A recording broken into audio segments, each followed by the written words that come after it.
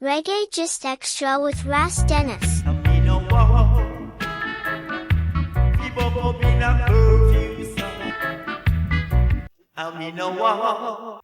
go in a road and song. Cause when Babylon juke it up, they want to beat you up, hit you to the ground. In every generation, there are two kinds of dreads. Those who sing the message and those who carry it. One spoke through melody, the other through sound. Together, they became the unseen backbone of reggae's golden age. This is the story of Sammy Dread and Danny Dread, two Rastafarian warriors who helped keep the fire burning when Babylon tried to blow it out. My name is Ras Dennis, and this is Reggae Gist Xtra, your number one source for music, facts, and culture. It's a tale of two dreads, how Sammy Dread and Danny Dread kept reggae alive. He was born Stuart Farquharson in Greenwich Town, Kingston, one of Jamaica's most musically charged ghettos, a place where struggle and creativity walked hand in hand. In those narrow lanes, where poverty pressed heavy and hope was scarce, music became the language of survival. It was the same soil that raised legends like Gregory Isaacs, Rod Taylor, Philip Fraser, Prince Allah, Johnny Clark, and Michael Prophet, a holy ground where sound and spirit became one. They called him Sammy. But when he found Rastafari, he took on a new name, a covenantal name, Sammy Dread. "I have to be a Rastaman," he once said. "For me to keep the covenant, I had to dread." It wasn't just locks on his head, it was a vow. To live upright. To chant for the oppressed. To use music as a weapon of light in a world of darkness. Sammy worked long hours on the Kingston wharf, hauling crates and sweating under the Caribbean sun. But his heart was elsewhere, beating in rhythm with the heartbeat of reggae.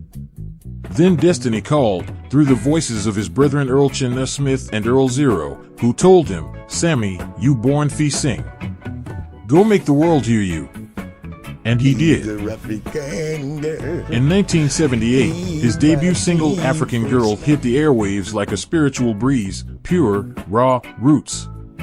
Then came Roadblock, Bad Boy Fire M16, Dreadlocks Girl, and many more, songs that weren't just melodies, but messages. He sang of love and liberation, of Jah and justice, and of the daily fight to stay human in a system built to break you. His voice became the cry of the sufferer and the anthem of the faithful.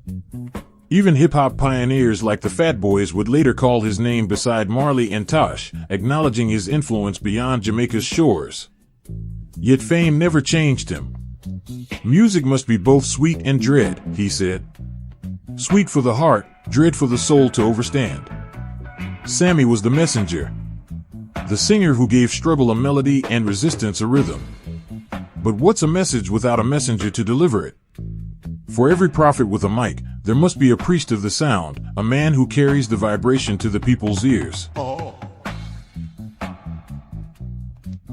And that man was Eric French, known to the world as King Danny Dread, the teacher. He wasn't just a selector, he was a sound scientist, a cultural guardian, and Bob Marley's go-to selector. Danny Dread was the heartbeat of the Papa Roots sound system, one of the most respected setups in Kingston. In the days before radio embraced reggae, before Marley's face adorned murals and dorm walls, sound systems were the voice of the people. And Danny Dread made sure that voice was heard. "Radio never used to play Bob Marley songs," he said. "But the sound system used to advertise Bob the most." When we used to play so, Bob used to come at the dance them sometime when me myself I play the sound. Cause him used to move. Marley would check on Danny, and Danny would check on Marley. They exchanged dub plates like letters between prophets, messages pressed on wax and powered through speakers that shook the zinc fences of Kingston. The dance hall became church, and the selector became the priest, baptizing the crowd in bass lines and wisdom. After leaving secondary school, Danny worked as an electrician. But soon, the current that powered his soul wasn't in wires, it was in sound. He quit his job and gave his life to music. What set him apart was innovation. He invented a creative selecting style called the one-drop live mixdown technique, a revolutionary way of blending records with live rhythm, mirroring the heartbeat of Rastafari itself. It was this very groove, Danny believed, that inspired Bob Marley's 1979 hit One Drop. Bob used to come to the dance where I play, Danny recalled. And when I hear him sing Feel It in the One Drop, I said to myself, maybe it's me Bob get the inspiration from. No one else played like Danny. Every session was a revelation, record spinning, crowd chanting, and Danny reasoning through rhythm. He was the teacher, the timekeeper, the soul of the session. Over the years, he worked alongside icons like Uroy, Barrington Livy, Super Cat, Yellowman, Sugar Minott, Gregory Isaacs, and Dennis Brown. His sound spread across Jamaica, then the world, echoing in dance halls from New York to London to Tokyo. And in 2020, Jamaica finally gave him his flowers. Entertainment Minister Olivia Babsy Grange honored Danny Dread for his lifelong service to reggae, recognizing him as one of the architects of the culture's foundation. Even now, he remains humble and grateful. Reggae keeps me going, he said. Apart from any reward, the greatest thing is that I'm still here. 2 dreads. 2 lives. 1 divine mission. One sang the message, the other spread it.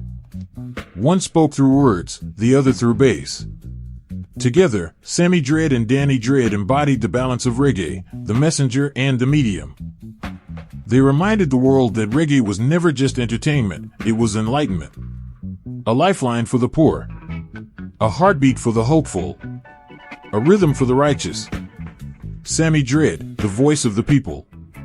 Danny Dread, the keeper of the sound. One built the altar. The other lit the fire. And even today, their works echo through every dance hall, every vinyl crate, every studio where that old school analog warmth still lives. Because real reggae doesn't fade. It reincarnates through every soul brave enough to keep it dread. 2 kings. 2 dreads. 1 eternal flame. Sammy Dread and Danny Dread, the heartbeat of the people.